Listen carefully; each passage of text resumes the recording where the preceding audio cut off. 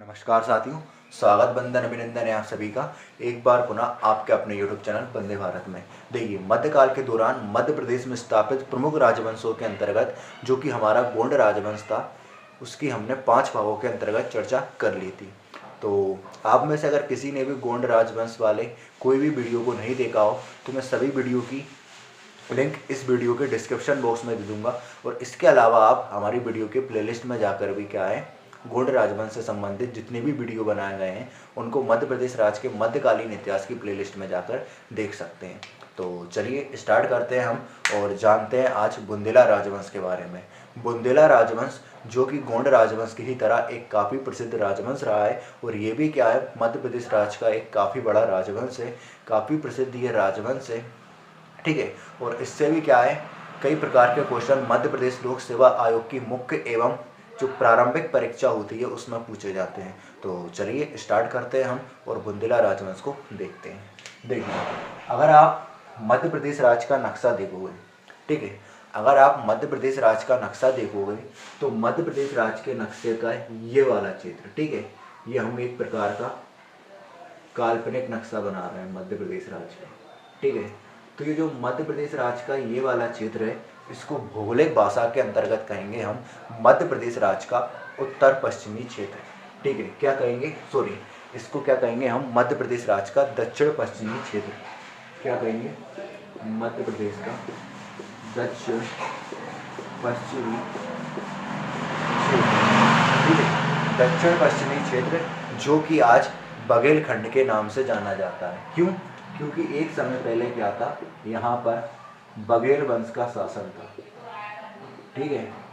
ठीक इसके ऊपर वाला ये जो क्षेत्र है, इस क्षेत्र को हम कहेंगे भौगोलिक भाषा के अंतर्गत मध्य प्रदेश राज्य का उत्तर पश्चिमी क्षेत्र। क्या कहेंगे, मध्य प्रदेश का उत्तर पश्चिमी क्षेत्र, जहां पर एक समय पहले चंदेल वंश का शासन था और चंदेल वंश के शासन काल में इस क्षेत्र को जैजाग भुक्ति के नाम से जाना जाता था। एक समय बाद यहाँ पर बुंदेल वंश की स्थापना हुई और बुंदेल वंश की स्थापना के बाद इस क्षेत्र का नाम पड़ गया क्या, बुंदेलखंड। और तब से लेकर अब तक इस क्षेत्र को बुंदेलखंड के नाम से ही जाना जाता है। तो अगर हम बात करें कि बुंदेल वंश की स्थापना कहाँ हुई थी, तो बुंदेल वंश की स्थापना हुई थी मध्य प्रदेश राज्य के उत्तर पश्चिमी क्षेत्र में, जो कि चंदेल वंश के शासन काल में जैजाग भुक्ति के नाम से जाना जाता था। और बुंदेल वंश की स्थापना के बाद इस क्षेत्र का नाम बुंदेलखंड पड़ गया और तब से लेकर आज तक ये क्षेत्र बुंदेलखंड के नाम से ही जाना जाता है। आइए हम बात करते हैं कि चंदेल वंश की स्थापना कब, कहाँ, कैसे, किसके द्वारा की गई थी, ठीक है। चंदेल वंश की स्थापना कब, कहाँ, कैसे और किसके द्वारा की गई थी, तो देखते हैं हम चंदेल वंश की स्थापना को। तो अगर हम बात करें चंदेल वंश की स्थापना के बारे में, तो चंदेल वंश की स्थापना की थी रुद्र प्रताप बुंदेला ने, ठीक है। किसने की थी, रुद्र प्रताप बुंदेला ने। और कब की, तो 1501 ईस्वी में की, ठीक है। 1501 ईस्वी में रुद्र प्रताप बुंदेला के द्वारा बुंदेल वंश की स्थापना की गई थी। और कहाँ पर की थी, तो ओरछा के समीप एक स्थान है जिसका नाम है गढ़कुंठार, ठीक है। क्या नाम है, गढ़कुंठार। यहाँ पर क्या है, रुद्र प्रताप बुंदेला द्वारा बुंदेल वंश की स्थापना की गई थी, ठीक है। तो अगर आपसे एग्जाम में क्वेश्चन पूछा जाता है, कभी कभी क्या होता है, जो मेंस के एग्जाम होते हैं वहाँ पर 3 नंबर के जो छोटे वाले क्वेश्चन लिखने के लिए आते हैं, वहाँ पर ऐसे क्वेश्चन आपसे पूछ लिए जाते हैं। पूछा जाएगा कि बुंदेल वंश की स्थापना किसके द्वारा की गई थी, या बुंदेला वंश की स्थापना किसके द्वारा की गई थी, तो आप क्या कहोगे, बुंदेला वंश की स्थापना रुद्र प्रताप बुंदेला के द्वारा 1501 ईस्वी में ओरछा के समीप गढ़कुंठार नामक स्थान पर की गई थी। याद रखिएगा, कहाँ की गई थी, रुद्र प्रताप बुंदेला द्वारा 1501 ईस्वी में ओरछा के समीप गढ़कुंठार नामक स्थान पर की गई थी। फिर देखिए, इसी रुद्र प्रताप बुंदेला द्वारा 1531 ईस्वी में, ठीक है, कब, 1531 ईस्वी में बेतवा नदी के तट पर, कहाँ, बेतवा नदी के तट पर एक नगर बसाया गया जिसका नाम था ओरछा। ठीक है, क्या नाम था, ओरछा। तो 1531 ईस्वी में बेतवा नदी के तट पर रुद्र प्रताप बुंदेला के द्वारा एक नगरी बसाई गई जिसका नाम था ओरछा। और आपको बता दूं, अभी तक आप जो मध्य प्रदेश राज्य के प्रमुख दर्शनीय स्थल हैं, इन दर्शनीय स्थलों के अंतर्गत 3 ऐसे स्थल हैं जो कि यूनेस्को द्वारा अपनी वर्ल्ड हेरिटेज साइट में शामिल किए गए हैं। ठीक है, आप जानते भी हो, मैंने आपको शुरुआत में ही ये बताया था मध्य प्रदेश राज्य के प्रागैतिहासिक काल के अंतर्गत कौन कौन से हैं। एक है आपका भीमबेटका, फिर है खजुराहो, और फिर इसके अलावा है आपका सांची। लेकिन आपको बता दूं, अभी हाल में ही, कब, वर्ष 2019 में, वर्ष 2019 में ओरछा को भी यूनेस्को द्वारा अपनी विश्व विरासत सूची में शामिल किया गया है। ठीक है, कब किया गया है, 2019 में। तो ओरछा से एक नवीनतम करंट अफेयर का प्रश्न ये भी बन जाता है कि इसको यूनेस्को द्वारा अपनी विश्व विरासत सूची में शामिल किया गया है वर्ष 2019 में। ठीक है, फिर देखिए ओरछा जो है इसका क्या है, अपना एक अलग धार्मिक महत्व भी है। ठीक है, ओरछा का क्या है, अपना एक अलग धार्मिक महत्व भी है, और इसी धार्मिक महत्व के कारण इसको हम बुंदेलखंड की अयोध्या कहकर संबोधित भी करते हैं। तो अगर पूछा जाता है कि बुंदेलखंड की अयोध्या किसे कहा जाता है, तो बुंदेलखंड की अयोध्या किसे कहा जाता है, बुंदेलखंड की अयोध्या कहा जाता है ओरछा को। ठीक है, फिर देखिए अगर हम बात करें रुद्र प्रताप बुंदेला से संबंधित और ऐसी कौन सी बातें आती हैं जो कि आपके एग्जाम में पूछी जा सकती हैं, तो आपने ओरछा का किला, इसका नाम जरूर सुना होगा, ओरछे के किले का। जो ओरछे का किला है, इसके बारे में ऐसा कहा जाता है कि इसके निर्माण की नींव संभवतः रुद्र प्रताप बुंदेला के द्वारा ही रखी गई थी। ओरछे के किले का निर्माण का कार्य संभवतः रुद्र प्रताप बुंदेला के द्वारा ही शुरू किया गया था। लेकिन इसकी मृत्यु के बाद जो इसके अगले वंशज थे, उनके शासकों के शासनकाल में क्या था, इस किले का निर्माण कार्य धीरे धीरे करते चलता गया, और बाद में जब वीर सिंह जुदेव बुंदेला आया तो इसने अपने शासनकाल में इस किले का निर्माण कार्य पूरी तरीके से संपूर्ण करवा दिया था। तो अगर पूछा जाता है कि ओरछे के किले के निर्माण का कार्य सबसे पहले किसके द्वारा शुरू किया गया था, तो रुद्र प्रताप बुंदेला के द्वारा ही शुरू किया गया था। और संपूर्ण किसने करवा दिया था, वो करवा दिया था, किसने करवाया था, वीर सिंह जुदेव बुंदेला ने अपने शासनकाल में इस किले का निर्माण कार्य पूरा करवा दिया था। ठीक है, फिर अगर हम बात करें रुद्र प्रताप बुंदेला के बारे में कि इसकी मृत्यु कब हुई, तो 1531 ईस्वी में ही क्या होती है, इसकी मृत्यु होती है। ठीक है, 1531 ईस्वी में ही क्या हो जाती है, इसकी मृत्यु हो जाती है। अब इसके बाद बुंदेला वंश का जो अगला शासक आता है वो आता है भारती चंद्र बुंदेला। ठीक है, कौन आता है, भारती चंद्र बुंदेला।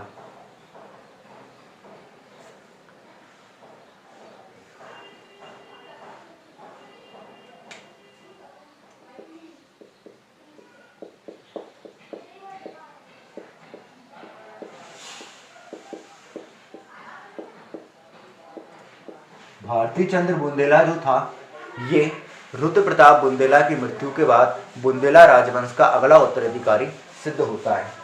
अगर हम बात करें भारती चंद्र बुंदेला के बारे में, तो देखिए भारती चंद्र बुंदेला के शासन काल में एक मुगल आक्रमणकारी इस्लाम शाह सूर ने टीकमगढ़ जिले के जतारा तहसील पर आक्रमण किया था। देखिए भारती चंद्र बुंदेला के शासन काल में, ठीक है, इस्लाम आक्रमणकारी इस्लाम शाह सूर ने, ठीक है, किसने किया था, इस्लाम शाह सूर ने टीकमगढ़ के जतारा तहसील पर आक्रमण किया था। कहां पर आक्रमण किया था, टीकमगढ़ की जतारा तहसील पर आक्रमण किया था और इस पर आक्रमण कर इसका नाम इस्लामाबाद ही कर दिया था। तो अगर क्वेश्चन पूछा जाता है कि बुंदेला वंश का वो कौन सा शासक था जिसके शासनकाल में मुसलमान आक्रमणकारी इस्लाम शाह सूर ने मध्य प्रदेश राज्य के टीकमगढ़ जिले की जतारा तहसील पर आक्रमण किया था, तो कौन सा था? भारती चंद्र बुंदेला था। ठीक है, फिर हम बात करते हैं आगे देखिए, इसने संपूर्ण बुंदेलखंड क्षेत्र पर इसने क्या करा? संपूर्ण बुंदेलखंड क्षेत्र पर कब्जा कर लिया था। मीन्स इसने अपने शासनकाल में संपूर्ण बुंदेलखंड क्षेत्र पर कब्जा कर लिया था। अगर हम बात करें कि इसने कब तक शासन किया, तो 1554 ईस्वी तक इसने शासन किया। कब तक शासन किया? 1554 ईस्वी तक क्या किया? इसने शासन किया। फिर अगर हम बात करें कि इसके शासनकाल में कौन कौन सी इमारतें हैं जिनका निर्माण किया गया था, तो इसके शासनकाल में रानी महल, राज मंदिर, ठीक है, रानी महल, राज मंदिर, शहर पनार और परकोटा इत्यादि इमारतों का निर्माण किया गया था। तो ये तो हो जाती है क्या आपकी भारती चंद्र बुंदेला के बारे में बात। अब भारती चंद्र बुंदेला के बाद बुंदेला राजवंश का जो अगला शासक बना उसके बारे में हम यहाँ पर चर्चा करते हैं।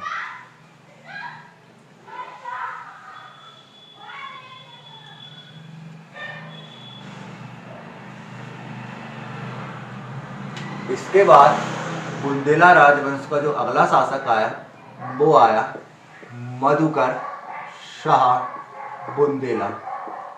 जी हाँ, देखिए जो आपका मधुकर शाह बुंदेला है, मधुकर शाह बुंदेला आपका अत्यंत ही ज़्यादा महत्वपूर्ण है और मधुकर शाह बुंदेला से आपके कई प्रकार के प्रश्न आपके एग्जाम में पूछे जाते हैं। ठीक है, मेंस में भी लिखने के लिए आता है, प्री में भी पूछे जाते हैं। तो देखिए अगर हम बात करें मधुकर शाह बुंदेला के बारे में, तो ये क्या था? भारती चंद्र बुंदेला का ही छोटा भाई था। लिख लीजिए क्या था ये? भारती चंद्र बुंदेला का छोटा भाई था। उसकी मृत्यु के बाद ये बुंदेला राजवंश का अगला उत्तराधिकारी बना।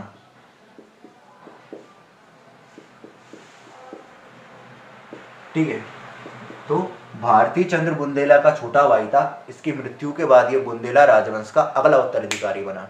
देखिए जो आपका मधुकर शाह बुंदेला था, ये एक प्रकार का धार्मिक प्रवृत्ति का व्यक्ति था। ठीक है, इसका धर्म के क्षेत्र में काफ़ी ज़्यादा रुझान था और ये भगवान कृष्ण की काफ़ी ज़्यादा पूजा किया करता था। तो अपने इसी धार्मिक महत्व के कारण ये अपने माथे पर एक लंबा सा तिलक लगाया करता था, जिसको बुंदेलखंड के क्षेत्र में मधुकर शाही तिलक के रूप में प्रसिद्धि प्राप्त है। तो अगर पूछा जाता है कि मधुकर शाही तिलक का संबंध मध्य प्रदेश के किस राजवंश से है, तो आप क्या कहोगे? बुंदेला राजवंश से। और बुंदेला राजवंश के शासक मधुकर शाह बुंदेला से क्या है? मधुकर शाही तिलक का संबंध है। आगे हम बात करते हैं मधुकर शाह की रानी का नाम क्या था? तो मधुकर शाह की रानी का नाम था कुंवारी गणेश। ठीक है, मधुकर शाह की रानी का नाम क्या था? कुंवारी गणेश था। मधुकर शाह की रानी कुंवारी गणेश के द्वारा ही ओरछा के मंदिर में राजा राम की मूर्ति स्थापित की गई थी। ठीक है, जो ओरछा का मंदिर है,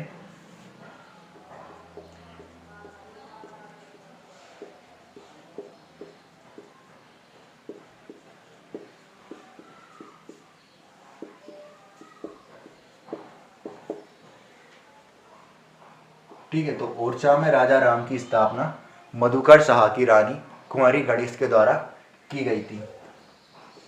इसके संबंध में एक ऐसी बात भी आती है कि जब मधुकर शाह बुंदेला जो था राजा राम की मूर्ति लेकर ओरछा में आया, तो उस समय क्या था? राजा राम का मंदिर निर्मित नहीं हुआ था। तो कुंवारी गणेश ने मधुकर शाह बुंदेला के रसोई गृह में ही क्या कर दिया था, राजा राम की मूर्ति को स्थापित कर दिया था। और बाद में जो मधुकर शाह बुंदेला का मूलभूत निवास स्थान था, यही क्या हुआ है, राजा राम मंदिर के रूप में परिवर्तित हो गया था। ठीक है। इसके अलावा ये मध्य प्रदेश राज्य का एकमात्र ऐसा मंदिर है जहाँ पर पुलिस सुबह दोनों समय, सुबह और शाम, राजा राम को तोपों से सलामी देती है। ये भी याद रखिए।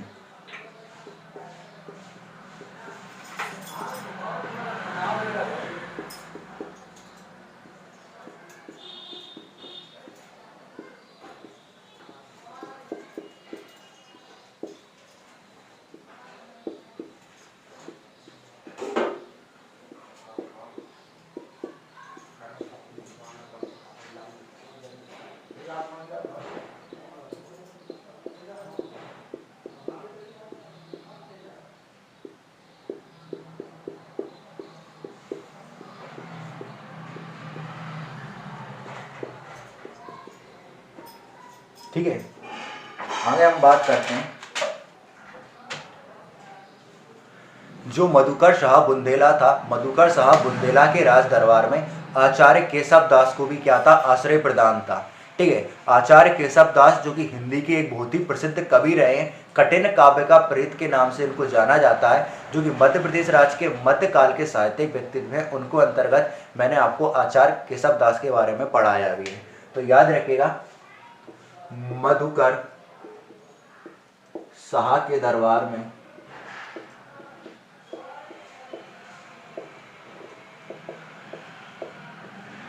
आचार्य केशव दास को आश्रय प्रदान था। ठीक है।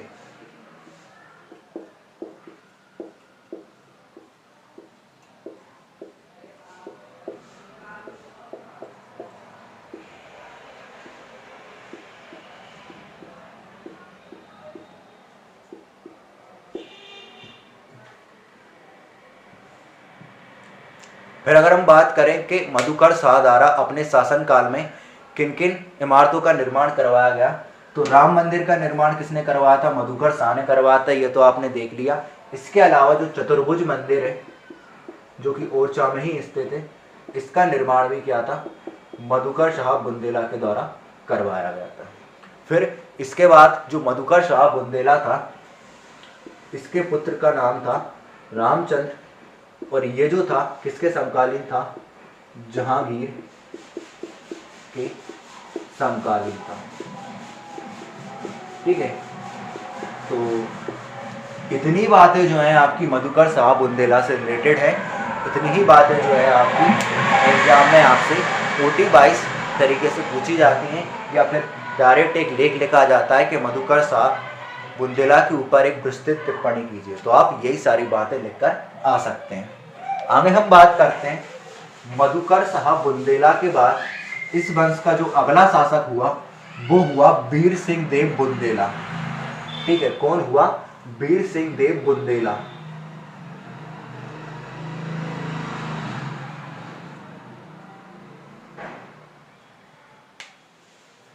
इसका पूरा नाम था वीर सिंह जुदेव बुंदेला। ठीक है। क्या नाम था, वीर सिंह जुदेव बुंदेला। तो इसके बारे में आपको पता ही होगा कि जो वीर सिंह जुदेव बुंदेला था, इसके मुगल शासक जहांगीर के साथ काफी अच्छे मित्रवत संबंध थे। ठीक है।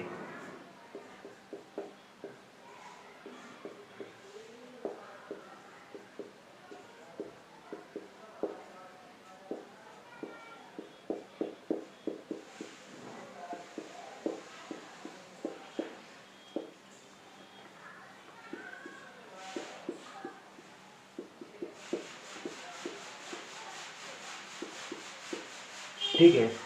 और इन्हीं संबंधों के आधार पर बुंदेला वंश के शासक वीर सिंह देव बुंदेला ने अकबर के नवरत्नों में से एक अब्बुल फजल, जो कि अकबर का करीबी भी था, इसकी मृत्यु करवा दी थी। ठीक है। जहांगीर के कहने पर क्या था, बुंदेला वंश के शासक वीर सिंह देव बुंदेला ने अकबर के नवरत्नों में से एक जो अब्बुल फजल था उसकी मृत्यु करवा दी थी।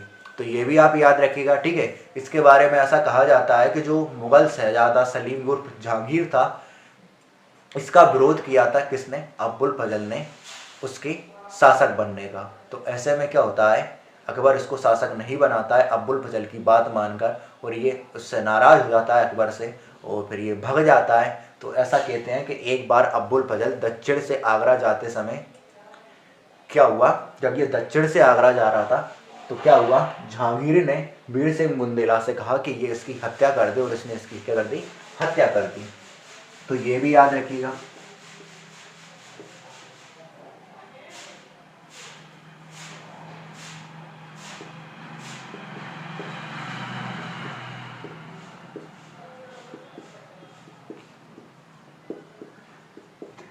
ठीक है, क्या कर दी थी इसने? अब्बुल फजल की हत्या कर दी थी जहांगीर के कहने पर। फिर देखिए, जो वीर सिंह जुदेब बुंदेला था, इसने मुगल शासक जहांगीर के बादशाह बनने पर, ठीक है, जो मुगल शासक जहांगीर था, इसके बादशाह बनने पर इसको ओरछा बुलाया, और ओरछा में बुलाकर इसका क्या किया? काफी भव्य स्वागत किया। और इस भव्य स्वागत के अंतर्गत जितने दिनों के लिए जहांगीर मध्य प्रदेश के ओरछा में ठहरा, उतने दिनों के लिए इसके लिए एक विशेष प्रकार का निवास स्थान बनाया गया, जिसको जहांगीरी महल के नाम से जाना जाता है। ठीक है, जहांगीरी महल के नाम से जाना जाता है। तो इतनी बातें ऐसी हैं जो कि आपकी वीर सिंह बुंदेला से संबंधित हैं। इसके अलावा आपकी कोई ऐसी बात नहीं है जो कि वीर सिंह बुंदेला से संबंधित हो। ठीक है, इसके अलावा हम बात करें तो इसने वीर सिंह देव बुंदेला ने बुंदेलखंड में सिंचाई हेतु अनेक तालाबों का भी निर्माण करवाया। ठीक है, बुंदेलखंड में सिंचाई हेतु अनेक तालाबों का निर्माण।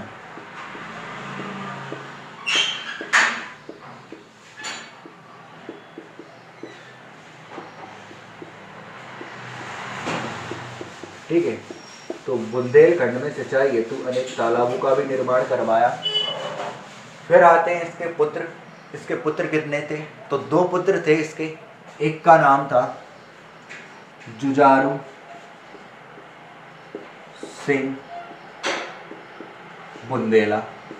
ठीक है, जुझारू सिंह बुंदेला, जो कि इसका बड़ा भाई था, सॉरी हाँ बड़ा बेटा था।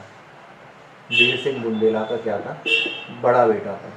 और एक का नाम था कुंवर हरदौल बुंदेला। ठीक है, क्या नाम था? कुंवर हरदौल बुंदेला। बस इतनी बातें जो है आपको वीर सिंह देव जुदेब बुंदेला से याद रखनी है। अब हम आगे बढ़ जाते हैं। तो देखिए, वीर सिंह जुदेब बुंदेला की मृत्यु के बाद, इसकी मृत्यु कब हुई ये भी आप लिख लीजिए। इसकी मृत्यु हुई थी 1627 ईस्वी में। कब हुई थी? 1627 ईस्वी में क्या हुई? इसकी मृत्यु हुई। तो जब 1627 ईस्वी में वीर सिंह जुदेब बुंदेला की मृत्यु हो जाती है, तो इसकी मृत्यु के बाद बुंदेला राजवंश का जो अगला शासक बनता है वो बनता है जुझारू सिंह बुंदेला। स्वाभाविक है कि यही शासक बनेगा, बड़ा बेटा है, तो पहले इसी के हाथ में शासन आएगा। तो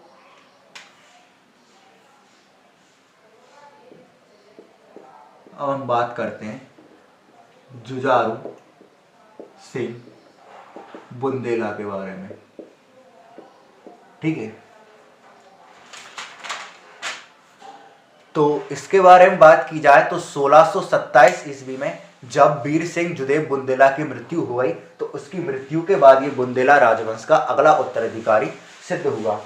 फिर देखिए, आपको पता ही है कि इसका युद्ध 1634 ईस्वी में गोंड वंश के शासक प्रेम साहा के साथ हुआ था।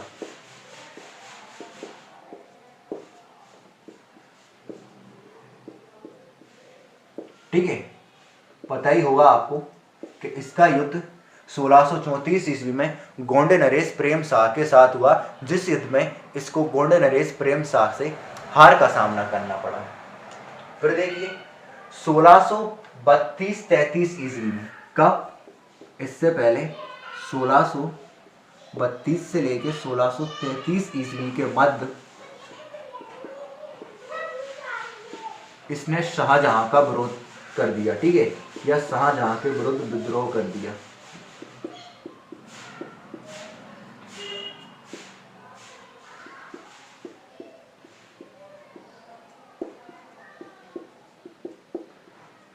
तो 1632-33 ईस्वी के मध्य इसने शाहजहां के विरुद्ध विद्रोह कर दिया। ऐसा कहा जाता है कि ये शाहजहां को क्या दिया करता था, कर दिया करता था, पर इस समय क्या कर दिया इसने, शाहजहां को क्या कर दिया, कर देने से मना कर दिया, उसके विरुद्ध विद्रोह कर दिया।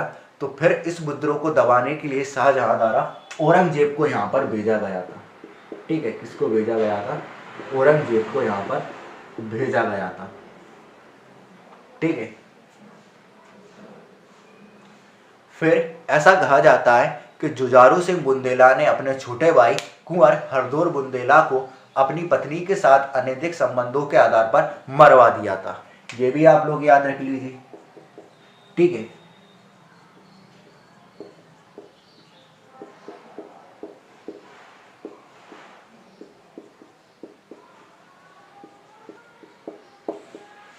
तो इसने अपने छोटे भाई कुंवर हरदौर बुंदेला को अपनी पत्नी के साथ अनैतिक संबंधों के आधार पर मरवा दिया था, ठीक है। हालांकि बुंदेलखंड क्षेत्र में हमको कोई ऐसी बात सुनने को नहीं मिलती कि जो कुंवर हरदौर बुंदेला था इसकी पत्नी के साथ किसी प्रकार का कोई अनैतिक संबंध था, बल्कि इसके अपोजिट क्या है, बुंदेलखंड क्षेत्र में क्या है, कुंवर हरदौर बुंदेला की काफ़ी ज़्यादा पूजा की जाती है, काफ़ी ज़्यादा कुंवर हरदौर बुंदेला को माना जाता है। और इनकी स्मृति में क्या है, ओरछा में एक हरदौर का चबूतरा भी है, ठीक है। कुंवर हरदौर बुंदेला के संबंध में, इनकी स्मृति के संबंध में ओरछा में क्या है, हरदौर का चबूतरा भी है, ठीक है। और इसके अलावा क्या है, यहाँ पर इनकी पूजा पाठ की जाती है, ठीक है, इनको माना जाता है, गीत गाए जाते हैं, हरदौल के गीत, ठीक है। और ऐसा भी कहते हैं कि जो कुछ अच्छा काम होता है वहाँ पर, कहते हैं ना, मांगलिक कार्यों में सबसे पहले हमारे यहाँ पर, जैसे किसी के यहाँ पर गणपति जी, ठीक, इसी प्रकार से क्या होता है, मांगलिक कार्यों में सबसे पहले क्या है, इनको हरदौल को भोग लगाया जाता है, ठीक है। फिर हम बात करते हैं, अब देखिए जुझारू सिंह बुंदेला भी हो गया आपका, और जुझारू सिंह बुंदेला के बाद इस वंश के जो अगले शासक आए वो आए देवी सिंह, पहाड़ सिंह, सुजान सिंह, वीर सिंह द्वितीय इत्यादि ने क्या किया, बुंदेला राजवंश के उत्तराधिकारियों के रूप में शासन किया, जिसको हम बुंदेला राजवंश के अगले भाग में देखेंगे। तो इस भाग के अंतर्गत हमने रुद्र प्रताप बुंदेला के बारे में जान लिया, भारती चंद्र बुंदेला के बारे में जान लिया, मधुकर शाह बुंदेला के बारे में जान लिया, वीर सिंह जुदेव बुंदेला के बारे में जान लिया, और जुझारू सिंह बुंदेला के बारे में जान लिया। तो उम्मीद करते हैं इतना आपको अच्छे से पसंद आया होगा, जो कि बुंदेला राजवंश की जानकारी हमारे द्वारा आपके समक्ष प्रस्तुत की गई। तो आज के लिए इतना ही काफ़ी है। अब हम मिलेंगे इसके बाद अगले लेक्चर में, जो कि बुंदेला राजवंश की शेष जानकारी है उसको लेकर। तो आज के लिए इतना ही काफ़ी है। तब तक के लिए जय हिंद, जय भारत। और अगर वीडियो अच्छा लगा हो तो वीडियो को प्लीज़ लाइक और कमेंट करके ज़रूर बताया करें कि वीडियो आपको कैसा लगा, और इसी तरह की वीडियो पाने के लिए चैनल को सब्सक्राइब भी कर लीजिए, ठीक है। तो आज के लिए इतना ही काफ़ी है। तब तक के लिए जय हिंद, जय भारत।